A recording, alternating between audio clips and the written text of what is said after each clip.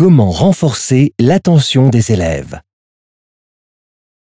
L'attention est le mécanisme cérébral qui permet de sélectionner une information et de la traiter. Il existe plusieurs modèles de compréhension de ces mécanismes. Le plus utilisé définit 3 réseaux attentionnels. Le premier est le réseau d'alerte. Il est activé lorsque l'attention est captée par un stimulus extérieur. C'est le réflexe, par exemple, de prêter attention à ce qui est dit lorsqu'on entend son prénom. C'est la forme primitive de l'attention. Le deuxième est le réseau d'orientation. Il permet de traiter certaines informations parmi plusieurs en excluant les autres. Par exemple, lors d'une discussion dans un endroit bruyant, on oriente son attention sur ce que dit l'autre en faisant abstraction des autres bruits. Le troisième est le contrôle exécutif. Il permet, lorsque plusieurs tâches sont en concurrence, de planifier et de prendre des décisions. C'est le moyen qu'a le cerveau de traiter des informations et des routines nouvelles. Le contrôle exécutif est particulièrement sollicité à l'école. C'est une activité intense qui réclame beaucoup d'efforts, c'est-à-dire de ressources attentionnelles.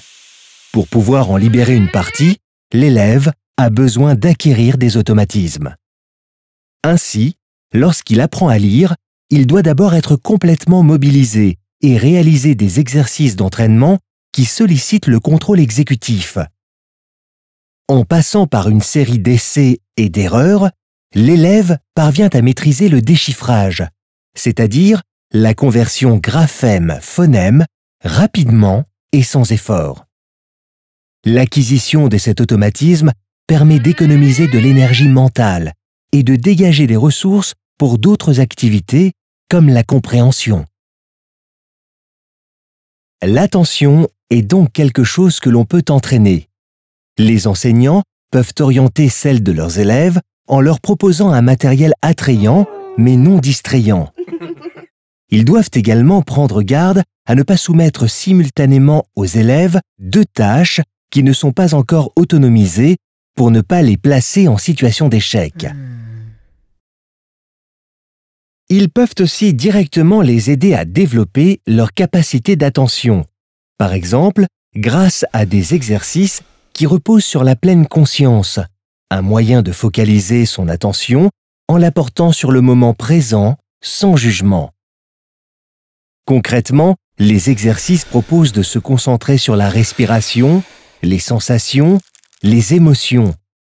Ils apprennent aussi aux enfants à gérer leur stress et ils renforcent la mémoire, la patience, la confiance et le respect. L'attention est donc un processus aussi complexe qu'essentiel dans l'acquisition des apprentissages pour lequel l'enseignant dispose d'un certain nombre d'outils qui permettront aux élèves de la développer.